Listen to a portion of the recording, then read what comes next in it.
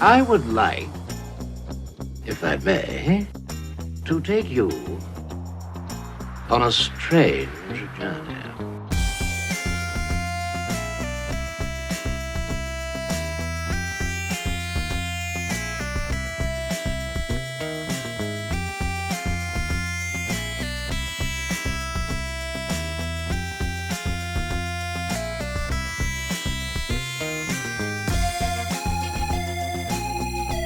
Hello and welcome to the Cultworthy Cinema Podcast. I'm your host, Antonio. I'm here with a very special guest today. I've got Alicia of the Hard Talks Podcast, a local podcast, and I'm really excited to have her in the studio because we've talked about doing this for a while. Actually, we wanted you on the old show, The MILF and Me, with your old partner, and then you took a hiatus, and now you're back, Yep. and it's changed. So let's hear all about that really fast. I'm so excited to be here. Love the show. Love what you've been doing. Love the setup. It's a great vibe in here. We took a little hiatus because my partner, Sarah, she had another baby. And, it's hard work making a podcast happen. And I kind of sat with myself and I was like, okay, maybe that chapter is closed. Right. I was like, I want to talk about things that really interest me. You know, I'm always questioning, kind of everything these days, right? With the state of the world and whatever. But, I'm deep into conspiracies right now. And I've been talking about, I should have brought my tinfoil hat. But, I've just been talking about the 5 most rich and powerful families who rule the world. I'm just about to end the saga with the Bush family. Yeah. And honestly, just to give you a little brief, Bush W was the president of my childhood. So growing up, I was like, oh, Yeah. everyone's got to love this guy. And then you grow, you learn. Yeah. Politics suck. Not what the show is about. But he's not a great guy. It's like kind of brought some light to all these crazy stories. And so, I don't know, diving down that rabbit hole has been a lot of fun.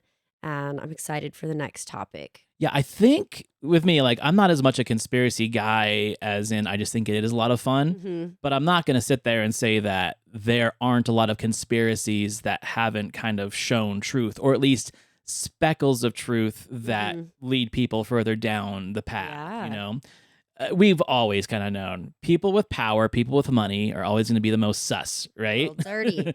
And it doesn't matter what industry. That's one of the things I think is hilarious is that we see a lot of people trying to like tear down the Hollywood entertainment industry and the music industry right now, but they're die hard for their politics. It's like your politics are just as dirty as what you think is going on in the entertainment world. Like at the end of the day, it's people with money and power are going to be the ones that have the most shit going on. And their shit usually blends together. Right. And that's kind of what today's topic is about. And it's interesting when stories, I don't even like to call them conspiracies, right? Because people hear, I've had people write into the show and they're like, you're taking a political stance. I'm like, no. I'm just literally like diving into declassified files from the United States governments. There's a whole archives website, right? Right. And a lot of people just don't pay attention, or they put them out, declassify them under the radar. So it's interesting to share some of these things and have people like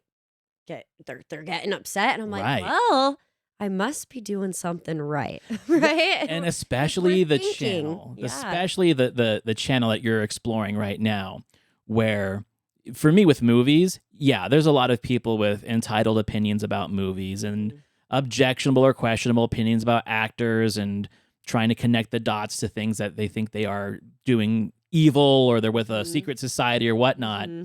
But the channel that you're on is such an interesting one because people will die on that hill, regardless of how ridiculous it might seem or how relevant it might seem. Right. It doesn't really matter to them. They will die on that hill, and you get a lot more people willing to comment on that. I don't get as many comments in the movie stuff because, your movie sucks, man. Your opinion sucks. Where when you go down the conspiracy rabbit hole, right, those people are like, well, I'm going to find out where you live. You know, Yeah. it's fucking It crazy. opens a whole can of worms. So it's been really exciting. Next week we're gonna dive into something completely radically different, but in a weird way it all ties together. So I'm happy to be here today and also talk about this because once you also start paying attention, or as the Wookiees like to say it, you get woke. You Right. start kind of paying attention to like the money trail and where it all goes. Right. You start seeing the connections everywhere. Like you were saying, it's not just politics. It's in everything. It's industrialism. It really it's is. entertainment. It's anything that Capitalism. it's all of that. Mm-hmm. So what got me to getting excited of bringing you on this particular episode is once I saw you make that shift Mm-hmm. from, just topical, let's talk shit about Mormons and Utah laws and Yeah. Instagram moms and shit like that. Let me tell you really quick, though. Yeah. Okay. You're going to laugh at this quick story. So I have a bug guy that I just, he's been coming around about a year, sprays my house. Great. But I've been having other people come in and he shows up the last time and I'm telling him about this tree. I'm like, can we tear it down? I have such a terrible box elder bug problem. He goes, I have to just comment.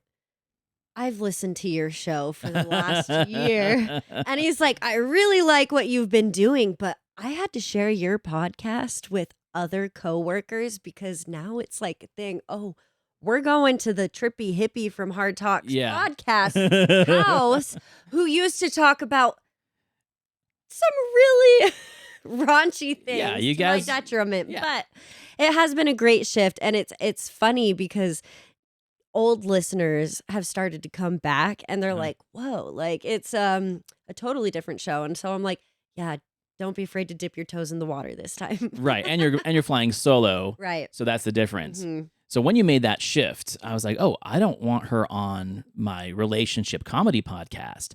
I've had this percolating for a while where I want to talk about cinematic conspiracies Mhm. because there's lots of them, but most of them get shuffled into the realm of true crime. That's And true. sometimes true crime and conspiracy, they kind of blend Go hand in together. They kind of walk hand in hand. But this particular subject of one of my favorite filmmakers is such a deep rabbit hole on multiple levels of conspiracy. Mhm. We're talking about Stanley Kubrick, Mhm. director of 2001 Space Odyssey and Barry Lyndon and Full Metal Jacket, but the one that people really talk about a lot these days, because now we're so focused on people in power and secret societies and the Illuminati, is his final film, Mhm. Eyes Wide Shut. Yes. Now, I forget, you were raised LDS? You were born into the church? No, I actually wasn't. My mom was raised LDS and my dad was raised Catholic. So when the two came together, they kind of gave me and my sister the freedom to choose. Nice. It's not to say I wasn't a very rebellious child and I ended up in a non-denominational Christian private school anyway. But that gave me a lot of range to discover things on my own, and not just Christianity, but Eastern religions and all sorts of stuff. So, but anyways, yeah, I'm definitely familiar with the LDS church. My mom's side of the family is very much so Right. active still. Right. So when Eyes Wide Shut came out here, I was 18. This was 1999. I remember having a lot of friends who had just gone through all of their temple activities, right? Mm. They got their temple recommend, and they had all those little practices and things that they couldn't divulge. But I Yes. remember the big thing that was out when that movie came out was like, oh, well, this is actually supposed to be a metaphor for what happens in the Mormon church Mhm. and what happens in the temple ceremonies, what happens behind closed doors. Yes. And I knew enough of the church at that time, because I wasn't raised in it either, that there were a lot of Masonic rituals and Masonic symbolisms that the church borrowed. Yeah.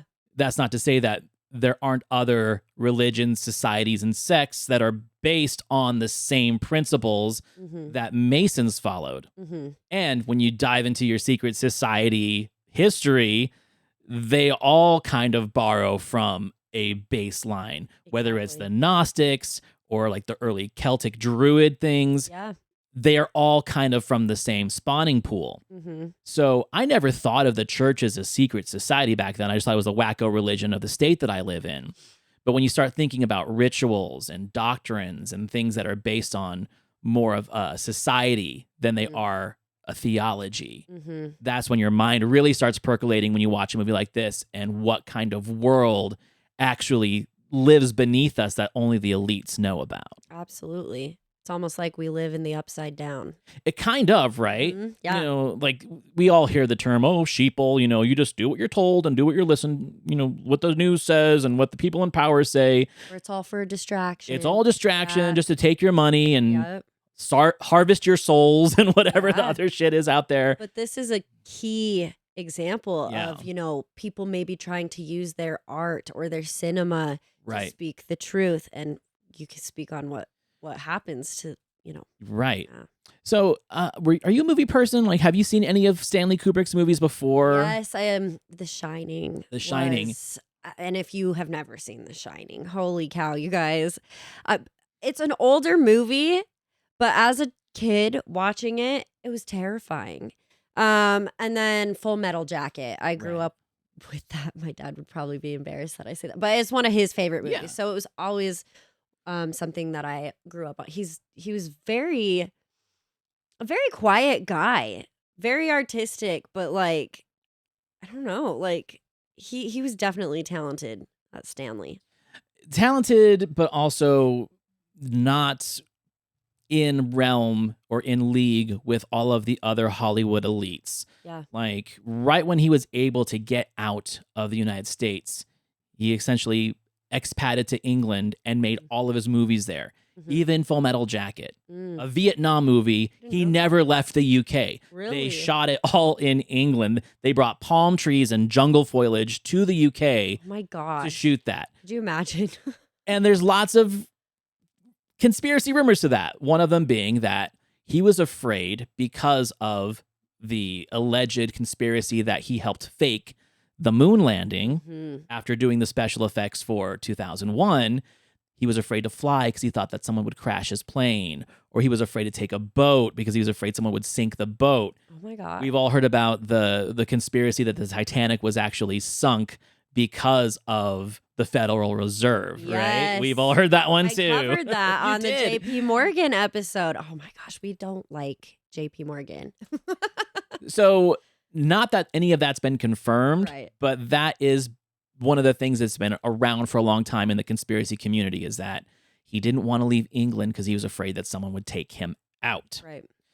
There's a whole documentary called Room 237 about The Shining and how it's supposedly a message he was portraying that he actually did fake the moon landing, but that's a whole different conspiracy.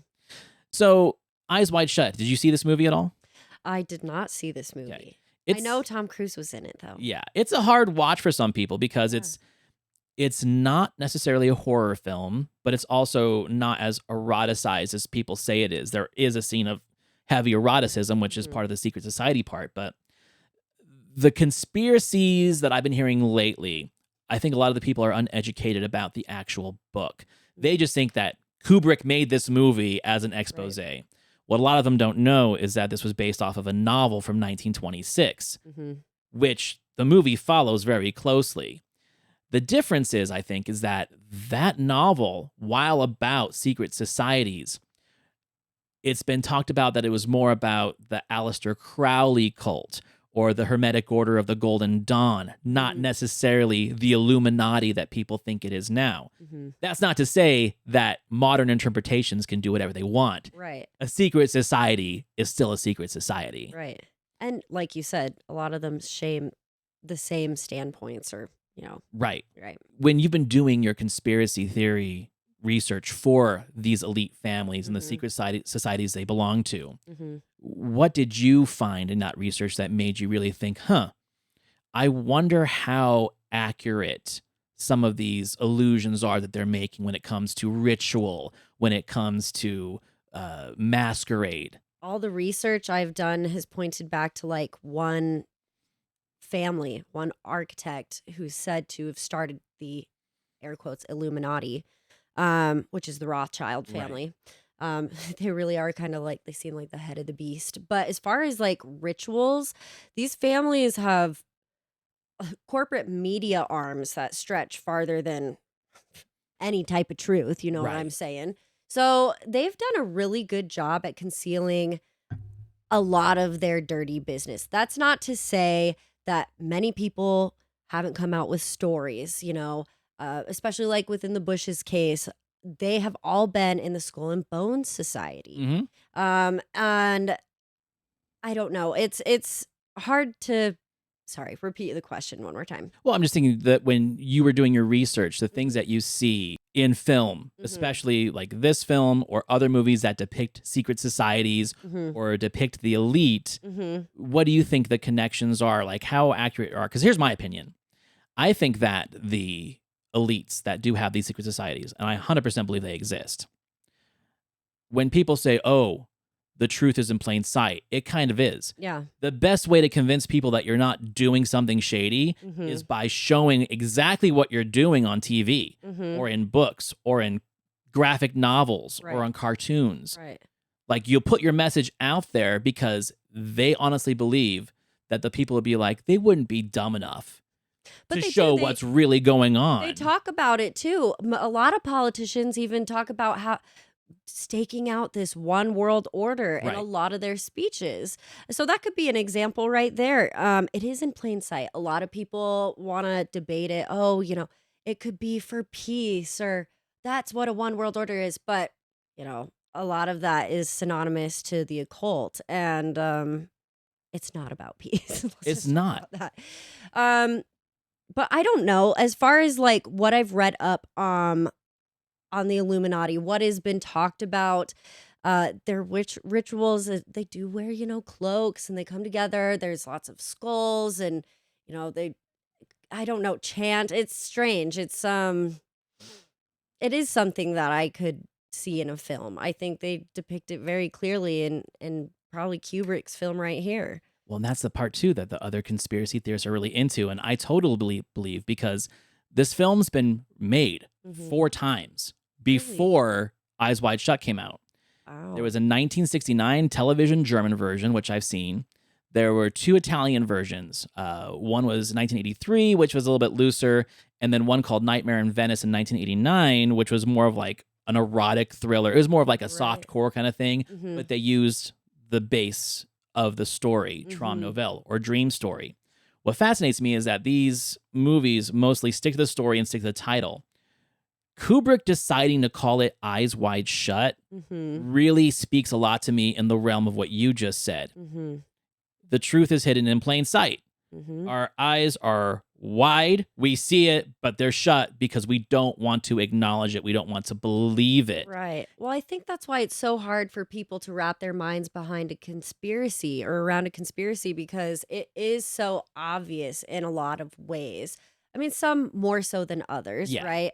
But I mean, our own government has come out and been like, yeah, aliens do exist. There's UFOs, right? And like, think about MK Ultra is a great example. There have been declassified documents of our government literally trying to do mind control using LSD back in the 60s. Charles Manson. Exactly. They distributed LSD to universities. But then as soon as the free thinking movement happened, the adverse effect, they were like, oh, crap. We need to get a handle on this. Let's bury it. Hey, we own Nixon. Yeah. Let's make it illegal. Right. Like, really illegal. So I don't know. I think it's all trial and error for our government. And as soon as, excuse my language, shit hits the fan, people are like, okay, who are we going to blame? Right. So I think that's why they're shrouded in mystery, because there is no undeniable telling of this is fact, this is truth, because they've made it so.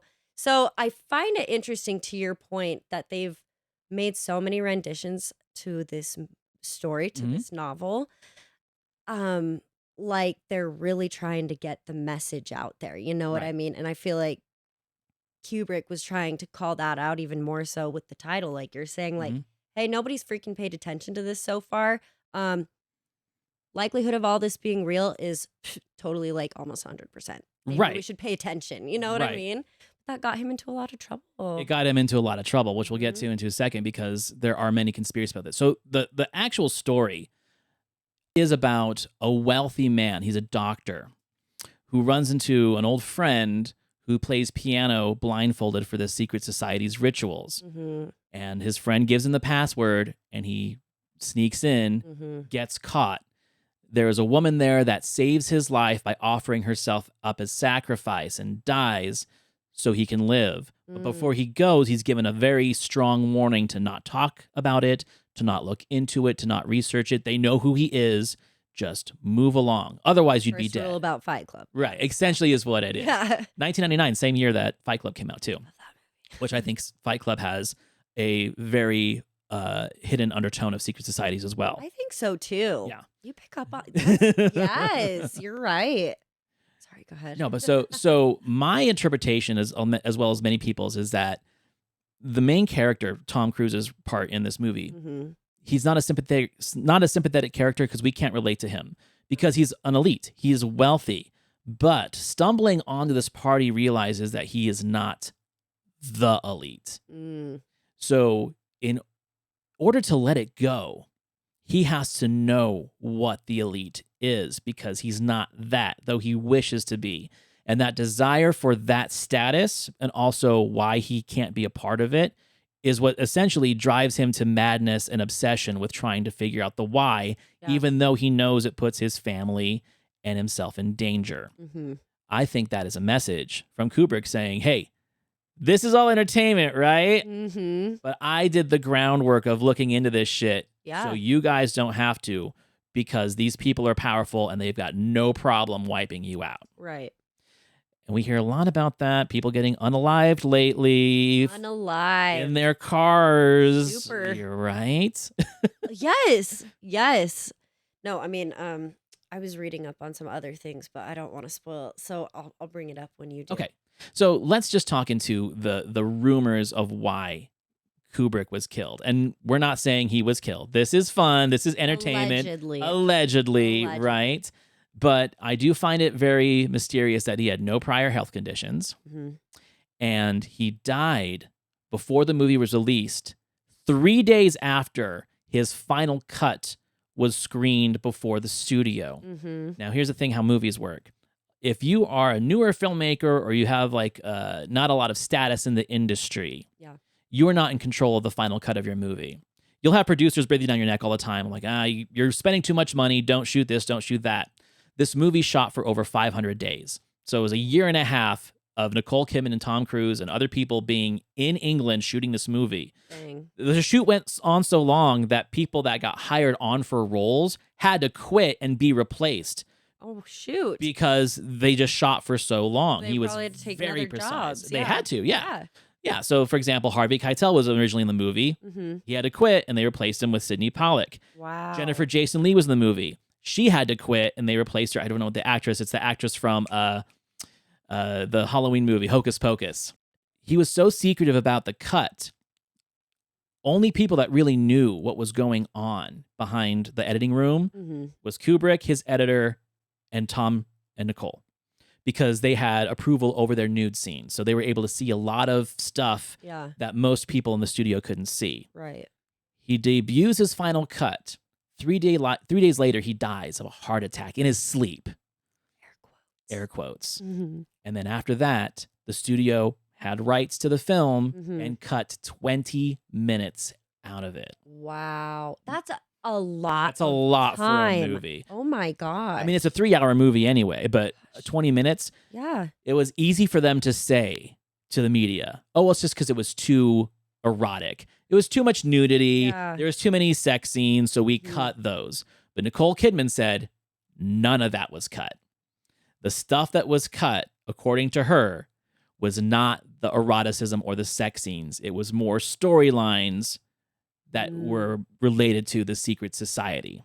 Oh my goodness. So that is what got people sparked up. Wait, can I ask a question? Yeah. Do we know if Nicole Kidman is also a Scientologist, or is it just Tom? Well, I think she got out of it once. She was, Well, right? I think it's part of the deal, right? Because like even Katie Holmes had to be like part of it. There's that rumor I conspiracy that guess. they picked Katie Holmes for him to be his wife. That's the other big Do conspiracy. you imagine? I know, right? You have to go marry this hot shot. Gross. And be supportive. Don't talk about his high heels. Right. Don't talk or about we'll his get lips. ya. Absolutely. So that's what really gets the conspiracy boiling up even more is like, okay, so what got cut? None of it exists. There's no director's cut. There's no extended cut. And I've got thousands of DVDs on my wall. Yeah. All of them have, bonus features, missing scenes. Mhm. Eyes wide shut. No one knows what happened to that 20 minutes. Who were the producers? Does any Well, it's put out by Warner Brothers. Okay. But here's the thing. All the studios answer to somebody, right? Right. There's always money funneling in. They're all owned by Who's big backing corporations. it? Who's backing that corporation? Who owns the big corporations? These rich families. Right. Oh, everything's tied So together. when you get a movie that has been hyped up for months Mhm. about how erotic it is, and you're just expecting that this is going to be some kind of like, I don't know, high class porn or something, but they don't cut any of that out. Instead, they cut all the stuff out about the secret society and the elites. Yeah, I know that's Ooh, fishy. That's very fishy. That's very fishy. So he dies in his sleep. Let's talk about the 6 conspiracies that people say are behind it. Kubrick's final film, Eyes Wide Shut, was about a man bored with his life who discovered an underworld lifestyle of decadence. Some say the film warned about a satanic cult and the power they seek. Fearing that they would be uncovered, some members believe that the satanic cult used a chemical to induce Kubrick's fatal heart attack. After killing the director, they secretly re-edited the film to avoid exposure. That one seems a little bit outlandish in that the satanic cult had that much power. Right. But I think the borderline message of somebody didn't want them to see what he has shot. Right. And Is- who's to say the satanic cult isn't combination or a culmination of Right. the Illuminati or because they're all tied together too. The Illuminati was the basis. Actually, no, the Freemasons came before the Illuminati. Mhm. So these secret societies have been around for thousands of years. Right. So I don't know. I find that interesting. I don't know if we should call it satanic cult, but I mean, Well, I mean, and here's the other thing too, is that again, there is I'm going to say ignorance to the term of cult, Yes. right? In the society. Yeah. It doesn't necessarily have to do with the devil. In fact, right. the most people who are in these societies don't even believe in a god or a devil. Right. Right? It is lightness and darkness. Self-serving. It's all self-serving. There's still that, I think it's totally valid, where heaven, hell, God, and the devil were invented just to keep people in line. Yeah. You know? Absolutely. Control. Control. I also I also think it's a partial eugenics movement too. Yeah. They want to control the population and make the world in a certain likeness, which sounds like someone else awful in history. Yes. Yeah. But anyways, this one was interesting that I could buy into. The This next one? yeah. So, Murder by the CIA. hmm Kubrick's film A Clockwork Orange was based on the book by Anthony Burgess and went largely unchanged. The film depicts the use of CIA mind control to control Alex's behavior. Malcolm McDowell played that character in the movie, who was a punk and a vicious criminal. Burgess worked for British intelligence and witnessed the CIA's controversial MK-Ultra program, which used frightening tactics of mind control. Supposedly, Kubrick filled the film with clues to where these experiments were taking place, so perhaps the CIA killed Kubrick out of revenge for outing their program. There's some believability to that too. I'm also not going to say that it's outside the realm of thought where multiple groups came together Yes. and arranged this. Yeah. The same way that people talk about the JFK assassination. Absolutely. I'm sure it was a conglomerate of people orchestrating this. You know what I mean? Yeah. I got Googling into the CIA because they talk about his heart attack, Yeah. right? And I was like, well, maybe it wasn't poison. Like maybe it was something else. The CIA has made this like heart attack gun. Yeah. Yeah. And I'm like, oh my goodness. Like, and it's like just like a dart, but I didn't even know that was like real up until like 48 hours ago when I Right. got onto one of these little topics. I was like, who's to say that they haven't shot and given a bunch of people a heart attack? Right. But Because they're so sudden. They right. just happen out of Right. nowhere. And like you said, sure, he was older, but he didn't have any other prior health conditions. I mean, what are the odds of him dying just a few days after airing something that would oust a highly secretive society. Right. Really high. Right. And the CIA knows everything. So who's to say the CIA doesn't know about these secret societies Well, or is in league with them? There's a lot of conspiracies that surround the CIA because these rich, powerful families were the ones who funded and created it. Right, with You the know old what? OSS. The Rockefellers, Yeah. the Rockefellers and the Dooleys created the CIA. So, yeah. And then you got Bush who ran it, and Right. I mean, it doesn't stop. It just no, keeps it on doesn't. going. And then always in the background, you got the Rothschilds always Yeah. funneling in their money, keeping their power where they can. So I don't know. I have a lot of suspicions about the CIA. With that second one, with that CIA thing, the other thing that people have to know about Kubrick too is that people think now, because I'm not going to say labeling everything, but we're diagnosing everything. Hmm. He was definitely OCD. He definitely had a lot of fears about going places. A lot of people think that he was autistic or on the spectrum because he obsessed over things so much. Yeah. That's why he made so few films, is because before he would even get a film shooting, Hmm. he would read every book, every document, everything he brilliant. could. Savant. So when he did Clockwork Orange and when he did Dr. Strangelove, which is about nuclear warfare, Hmm. he was more educated about those subjects than a lot of scholars on those subjects because he would obsess about them before he would even start writing a script or directing it. Hmm. So the things that he probably knew that he Yeah. shouldn't have known Yeah. definitely added up. He was probably paranoid for a good reason. For sure. Too. Yeah, Mhm. absolutely. I agree with that. Killed by enemies of the Illuminati. This is one of the more popular ones. Mhm. Rumors abound that Stanley Kubrick secretly worked for the Illuminati, a secret society that is supposed to be involved in the manipulation or control of major world events. Mhm. One theory states that Kubrick's Eyes Wide Shut is actually his way of whitewashing the Illuminati's rituals so they seem less of a power-driven cult and are seen in more favorable light than they have been in the past. It's a conspiracy theory within a conspiracy theory. Yes. Goes back to the whole idea, eyes wide shut. It really Right. is. What are your thoughts on that?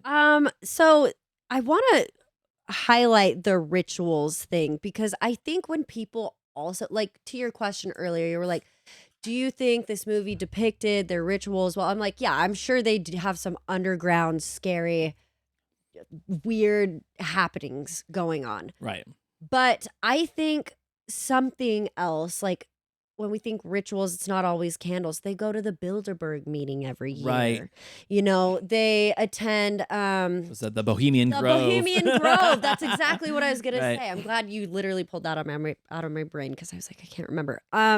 I think it's rituals that are like they look like meetings. You know what I mean? I've always thought that they're not as much of like they're trying to summon something or Mhm. pay respect to some kind of deity. Yeah. I think what it is, it's just like a secret handshake. It's we are in the club. Yeah. And this is This our fraternity fraternity of the this club. brotherhood. Fraternity is a good word because a lot of fraternities' initiation rituals Yes. are all based on Secret societies. Yeah. Exactly. No, so with this Illuminati one, I think it kind of goes hand in hand, for me at least, with the first one. And again, who's to say that they didn't all come together and they're like, we need to take this guy out before Right. he totally starts giving out names from his little black book or something. But I don't know. I don't think it would be that hard for these people to take someone like Kubrick out. Right. I really don't. When you have all the money in the world, when you literally have everyone in your pocket, if not out of money from fear, it wouldn't be hard to silence somebody. Well, and then here's the thing about him being such a introvert. Mm-hmm.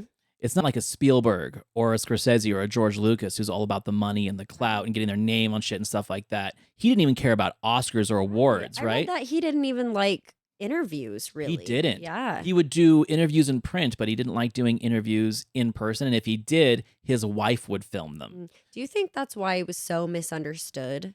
Well- Because people in that line of work in Hollywood are kind of meant to They're be supposed to that be persona. bombastic, Yeah, right? They're yeah. supposed to be out there and really extroverted. And I think that's the difference between filmmakers and actors, where filmmakers, there are some that were failed actors that they always wanted to have that attention, which they never got as an actor. So once they became a filmmaker, now it's look at me. It's the me show, right? Where think about the introverted artists like Jackson Pollock and stuff like that who would lock themselves in a barn and do crazy art. Van and Gogh. Shit. Van Gogh, right? Cut my ear off, yo. Right. It wasn't as much that they wanted the popularity and the clout. They wanted the money so they could keep on creating. And I think that's the difference. It's like a creator wants to be financed so they can keep on creating, not necessarily funding the glamorous lifestyle that Hollywood projects. That's a very good point, especially because a lot of artists, they mostly didn't make money until most of them were dead. Right. So that's a good point. Now, I think the other thing about the Illuminati one that is interesting to me is the fact that we got to go back to the Rothschilds for a second. So in the previous renditions of this book and in the novel, the masquerade ball was very simple. It was either just a simple masquerade mask, like just a black Zorro mask. Yeah. Or in the original novel, there was a religious theme to it where the men wore cloaks and hoods like monks, and then the women dressed like nuns, and they were masked.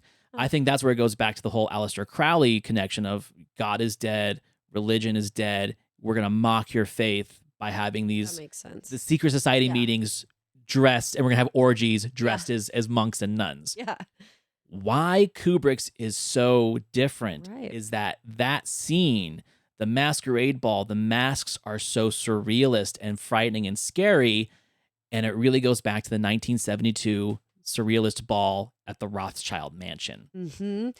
I've seen that picture. I know exactly what you're talking about. So I've actually pulled up some pictures, yes. right? So what we've got here is we've got photos, and this guest list was crazy, right? This guest list was politicians, industrialists, movie stars, models, and actresses. The elite Richie Rich of the rich. It was the rich of the rich, the elite of the elite. They're wearing... I've shared this picture. The one with the lady with the red hair. Yes. Yeah. This one right here. Yeah. Right. So if you look at these masks, they look like they came straight out of, like you said, like a Van Gogh painting. They were very, very surrealistic and disturbing. Scary. They're very scary. Now, It's kind of fabulous, though. here's the interesting part about this. So there was an actress named Marissa Berenson, and she starred in 2 of Kubrick's movies. And she supposedly told him all the things that happened behind the doors of this ball, about the masks, about the sex parties, and things like that. Yeah. And that just ruminated in his mind. So after he made Full Metal Jacket, he didn't make a movie for 13 years. Wow. This was his next movie because he was researching this. Wow. Researching what was going on in the Rothschilds' mansions. The film, that scene, was actually shot in the Rothschild mansion. Get out of here. So it's really, really interesting that he went to such lengths of detail to depict a scene like that in the actual house that stuff like this was taking place. Why would he go to such great lengths Exactly. if he wasn't trying to open our eyes to something? I agree. Eyes agree wide 100%. shut. Woo! Okay, so the next one on the list, victim of Scientology. I like this one just for giggles. Scientology is a religion begun by science fiction writer L. Ron Hubbard that many believe is a cult. It's a cult. It is definitely a cult. Another link. Go ahead. Sorry, if your religion is taking like a chunk of your money, you're in a cult. I'm sorry. Holding you hostage on a boat in the middle of the ocean. No. Oh my goodness. Anyway, sorry. Go ahead. Another link to Eyes Wide Shut. Many believe the film was a thinly veiled warning about Scientology. The secretive group of rich folks, which has been compared to a satanic cult and the Illuminati, is thought to actually represent the organization, which is very big in Hollywood. The rumor is strengthened by the fact that Tom Cruise, the main face of Scientology, starred in the film. This is why Scientologists wanted Kubrick dead, apparently. Okay, so I like this one, but I've seen Going Clear. I've seen all of the Scientology documentaries. Tom Cruise is surrounded by Scientologists all day, every day. So I highly doubt that they would allow him to make a movie that was a thinly veiled Right. You know, I think that one's a little outlandish. It's not like what we were talking about with the Illuminati. It's like, well, let's show people what we are in air Mhm. quotes to make them think that this is just a fantasy, you How know? long has Tom Cruise been a Scientologist? Since the mid 80s. Okay. He was so recruited in the mid definitely- 80s. Yeah. Okay. Interesting. I just like that one because who's to say, again, this isn't just another arm of Right. people like the Illuminati. And this is something that I brought up. It's salacious. People like the name. Right. It looks good on newspapers Right. and magazines. What rapper in like circa 2010 or something like Kanye brought it back to light? Oh, the Illuminati, and everybody kind of ran with it. They Right. were like, oh, it's a joke. It's all about. Who's to say that Scientology isn't just another arm of the Illuminati? But I bring that up because, again, it's not a joke. Right. Conspiracy or not, these people still do meet all the All the time.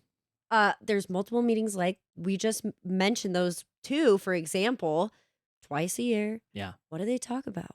What are they doing? Right. In my opinion, I think Scientology is more about money than it is about I think it's all power. about money. Yeah. Money equals power. Right, that's true. So, knowledge of existence of aliens is number 5 on this list. Mm. This goes hand in hand with the longtime rumor that the United States faked the lunar landing in 1969, and Kubrick was the one that filmed it on a soundstage in Hollywood. Mm. There are those that believe that this mission to the moon was actually a reconnaissance mission to locate alien technology that was left behind. Now, 2001 Space Odyssey, Kubrick's science fiction masterpiece, is a message to everyone confirming the existence of aliens by using files he supposedly got a hold of. However, certain governments apparently don't want anyone to know of, so they silenced him. So that was actually based on a book. That was a Arthur C. Clarke book, Mhm. which it kind of sticks to pretty closely. But Arthur C. Clarke was also heavily involved in the early formations of space research like NASA and stuff like that. And now everyone's thinking that NASA is owned by the Illuminati too. Mhm. They're the ones that are faking everything. It's a hard one for me, but it goes back to my point that he was so well researched. Who knows if he got a box of something and learned something about it, right? Right. Well, I mean, maybe at the time when he died, they would have gotten rid of him for, I don't know, sharing the knowledge of alien existence. But I don't know. I think he's got a lot more on his plate. I think that's like the lighter of the Right. However, atrocities. I think we need to take a second and talk about the moon landing conspiracy, because that, even just bringing that up, makes people's blood boil. I don't know. I don't know if I think it's fake or not. Like I think it's real. Don't come for I think it's real. I think we really went to the moon. Yeah. I think it's real footage, just because I feel like a part of me is like, well, if I don't think the moon landing was real, I know we've been to space. I don't know. I think that's just such an interesting here's thing my people take. spiral on. Here's my take on it. Mhm. Because I believe we went to the moon. Yeah. However, I do not put out of the Later. realm of reality that we dramatized and enhanced the event. You think that we went to the moon, but maybe just a little later, and we put out some footage to make it seem like we beat Russia? That's definitely a possibility. I'm not going to put that 100% off the table. I could. But get- also, I think about it all the time where what if someone fucked up and dropped the camera, yeah, right? right. Like what if we had this grand event and it looked like shit and the American public wasn't going to buy it because we have to be the best, right? Mhm. So let's George Lucas it a little bit and make it look better than it really was. Like, what if the moon's boring as shit? And Right. We don't know. yeah, we don't know. It was our never first been time there. there. How do we know? Because what is the whole, like, a big point people try to make is like, oh, like he would have jumped differently, or the Right. flag would have not been moving or something. And I'm just like, but I've never been to the moon. Right. I don't know. I think so.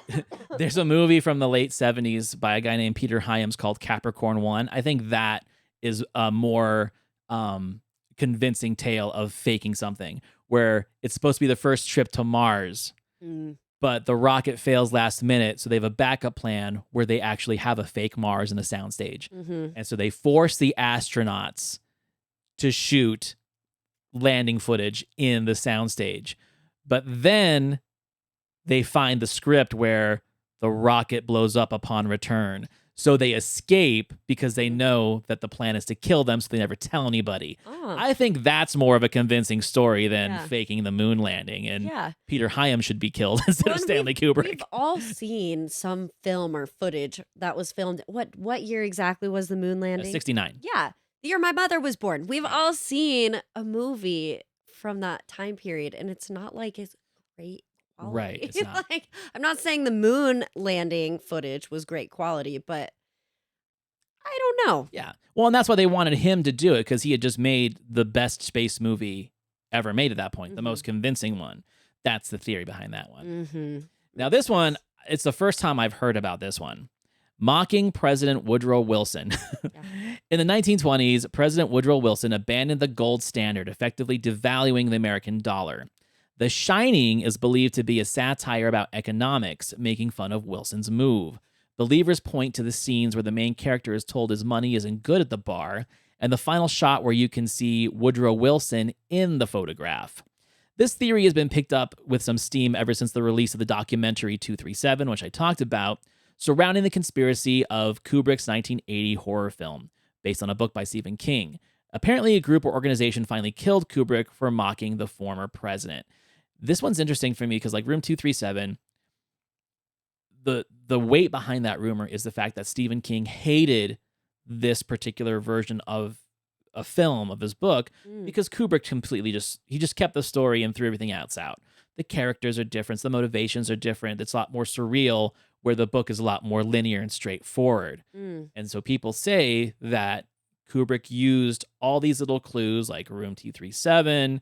There's an Apollo picture on Danny's t-shirt saying that we faked the moon landing, and that was his way of showing it. I think there's just so much mystery in The Shining that it is kind of a Pandora's box. Once you open it up, conspiracy theorists are going to start putting, little pins in everything and trying to find it, and that's just one of them. Yeah, that one's interesting. Don't you love those little Easter eggs? Or it could be all of these put together. Who knows? Or I really think that's probably or he just more died in his sleep. Or he just had a heart attack. Right? Probably, had a great last hurrah, showing his, prized work. Right. Which, it was one of his critically maligned films. Like, critics didn't really like it when it came out. It didn't make a ton of money. It wasn't the masterpiece that everyone thought, even with his death. You would think someone's last film where they died before it came out would be something epic. And it really wasn't. I honestly, before we started talking, I had never heard of Eyes Wide Shut until I started reading on it. And now I have to go watch it. Yeah. So. And the movie itself, it's really interesting. Like, I think that's the thing that's great about cinema is that you can watch a movie for the first time and you can just shrug it off, right? Right. And then maybe 10 years later, you read shit like this or hear a podcast like this. And then you go back and you rewatch it, and now you're watching it with a magnifying glass, and you're watching it with the intent of finding these Easter eggs or these hidden messages. And whether they're there or not, that's the fun, is you get to see things that people are talking about and make your own opinion about what the message actually was. My honest opinion, he heard a lot of great stories about secret societies.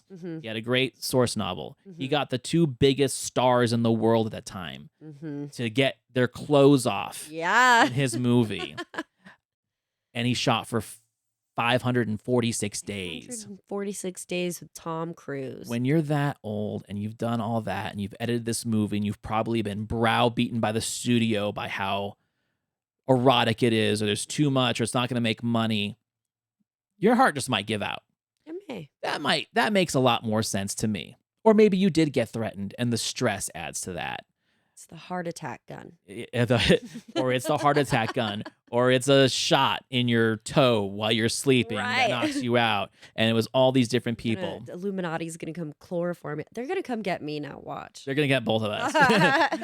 Actually, no. Me diving into YouTube to research some of this and stuff like that, there's thousands I'm of on people. A list or something. We're at the bottom of the list for some of these people. There's people that make their entire lives about this stuff. My boyfriend was like, your Google search history is weird. I'm like, it's not my fault. Right. But at the end of the day, I think it's just a lot of fun, which I hate to say it because we're talking about a man's death, but I think he would have enjoyed the fact that people are dissecting his movies and dissecting his life and his Absolutely. patterns. Like, that's why he made them so provocative. Mm-hmm. He did not make entertaining movies for a reason. He made them because he wanted to enlighten people's ability to absorb information and entertainment and film and cinema and then get something out of it. Right. Not just a chuckle and, $20 popcorn at the theater. He wanted people to think about stuff. Right. And that's what all of his movies do. And then here we are talking about him 25 years after the fact. Right. Yeah. So that says a lot about him and his work, because it's usually the quiet people, Yeah. the misunderstood or the unspoken people that really have the most impactful messages, right? Right. Yeah. I loved this conversation. I love hearing your point of view about some of these people and these secret societies because, It's like I said, interesting. once you shifted your show to this conspiracy realm, Mhm. I'm not a huge conspiracy guy, but you talked about things that I'd only heard about in whispers and never heard like the backstory to. Mhm. And that's the intriguing part. What's also intriguing is that like you're not also doom and gloom about it. You're just saying, hey, this is fun, guys. You wear your silly hats and your glasses and you make it entertaining. It's not this Thank you. doom mongering and fear mongering that everyone's been doing lately. Well, I feel like when I'm reading it, that's how it feels inside, right? Right. Because I'm like, how am I ever going to change any of this? We're all just one person, right? right. But I suppose the biggest step towards change is talking about it, right? Yeah. And history is only fun if you can laugh through it. Right. So I don't know. I do just want to say one more time, again, when I share conspiracies, I'm not agreeing with them. They're not political stance. Yeah. It created this little familial debate where my dad's like, well, I've never considered myself conspiracist, but I love your show. And I'm like, well, I'm not a conspiracist either. I'm Right. just sharing like old archive files. You know what I Right. mean? And whispers that have been swirling around. And you know what? It's not just going to be on government and politics. It'll be, Yeah. I think I'm going to talk about like Rh negative blood types. Well, that's cool. Yeah, right? Because I don't know. Anyways, it's been a great shift, and I'm loving like diving into all the rabbit holes with all the research because Yeah. it's just like you see one name pop up and then you see it pop up 15 more times with Yeah. totally unrelated things. Yeah. So it's fun. It's been a trip. There's so many more things that are important in life, Mhm. Keeping a roof over your head, keeping Right. yourself fed and your family fed and your loved ones close to you and having like a plan if something does go bad, but to live your life in constant fear and this idea that like people are always out to get you. Yeah. What kind of a life is that? And maybe that's the way they designed it. If there is a they, that's why we can buy computers and cameras and microphones and podcasts about it. Right. Because if they didn't want us to do it, we wouldn't have those options. If they didn't want us to find stuff on the internet, don't tell me that people can't just scrub things out of existence, Exactly. right? And we've seen it happen in many cases. Yeah. It's called the Mandela effect, people. Yeah. We shifted timelines. Didn't you know that? Anyway, so where can people find your show and what's coming up after you're done with your Bush saga? Anything and everything. Part 2 is coming out next Friday, and then I'm gonna make a big shift. The Bushes seem to be related to, air quotes, everybody. They are. Right? Even Ellen. Even Obama. Okay? Like, wow. Yeah. So that's kind of how I'm gonna transition into like this Rh negative blood type, because I've been way deep into like ancient lost civilizations Yeah. and how they think that, maybe there was an alien race. I mean, this makes a lot of sense to me. I'll get your woo-woo tinfoils out. The hats ancient out. aliens, the Graham Hancock stuff out now. Yes, right? But I mean, they visited with us, helped us build all these amazing ancient societies that we still can't figure out how they built. Right. And then maybe they bred with some of us to make sure our race didn't kill itself off. Right. Because let's be honest, friends, we're not the smartest race. I also like the virus theory that we're Yes. from Mars and we're a virus and a comet carried We're us the from Mars and we're the aliens. aliens. Yeah, I I like like that that one too. So yeah, Rh negative blood type is a real blood type. So yeah, I'm just gonna dive into that. You can find Hard Talks podcast.